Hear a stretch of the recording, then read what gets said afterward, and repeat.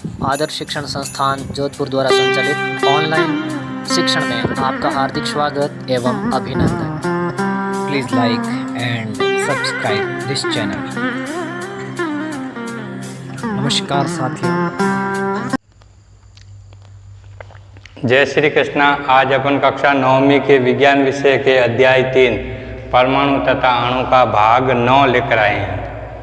भाग 8 में हमने पढ़ा था आणविक इकाई द्रव्यमान कैसे ज्ञात करते हैं।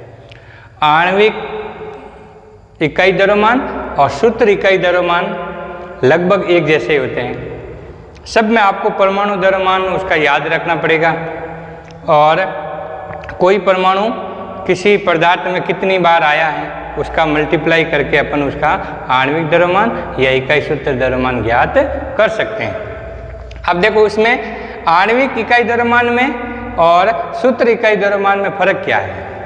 उसमें था किसी पदार्थ का संगठन उसके परमाणु के द्रव्यमान के योग के बराबर होता है और इसमें क्या है किसी पदार्थ का इकाई सूत्र द्रव्यमान उसके संगठन परमाणु के आयनों आयन है। यहाँ पर आयन का मतलब दो आयन होते हैं, धन आयन और ऋण आयन। तो कोई भी पदार्थ जब आयनों में बदलता है उसका अपन आणविक इकाई द्रव्यमान न ज्ञात करके सूत्र इकाई द्रव्यमान ज्ञात करते हैं। बाकी की स्थिति सेम रहती है दोनों में।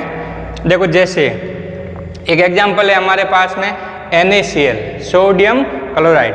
तो NaCl को अपन जब भी तोड़ेंगे तो Na+ और Cl- में टूटेगा, है ना। बाकी की चीजें वो सेम की सेम है। इसी प्रकार से देखो NH4OH अमोनियम हाइड्रोक्साइड कहते हैं। तो NH4+ में होता है और OH- में होता है, ठीक है ना। दो आयनों में टूट गया। इसका आगे अपन इसका आणविक द्रव्यमान ज्ञात कर सकते हैं, सूत्र इकाई द्रव्यमान ज्ञात कर सकते हैं। देखो एक एग्जाम्पल दिया है यहाँ पर NaCl का।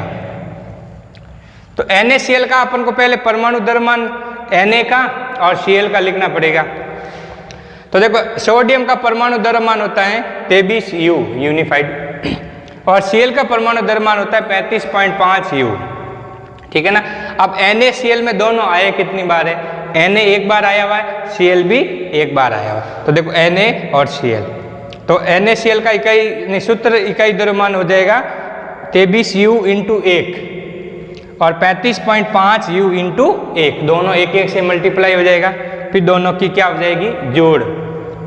तो 23U और 35.5U बराबर आता है 58.5U। तो इसका सूत्र इकाई द्रव्यमान क्या हो गया 58.5U। क्लियर।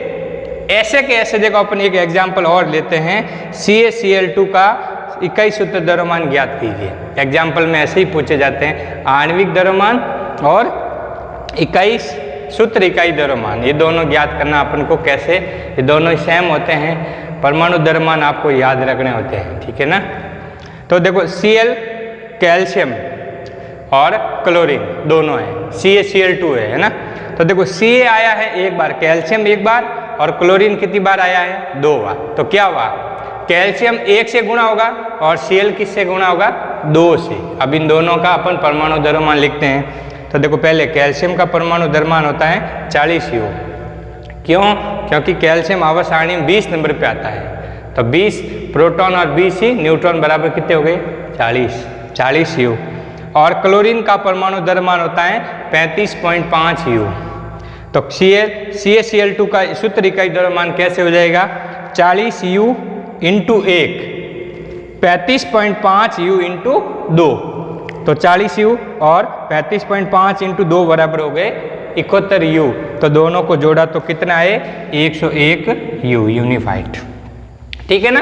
ये इस प्रकार से आपको ज्ञात करने हैं। इसके अलावा देखो मैं गृह कार्य के रूप में आपको देता हूँ, कुछ आपको खुद को करने पड़ेंगे, ठीक है ना। देखो कौन कौन से हैं।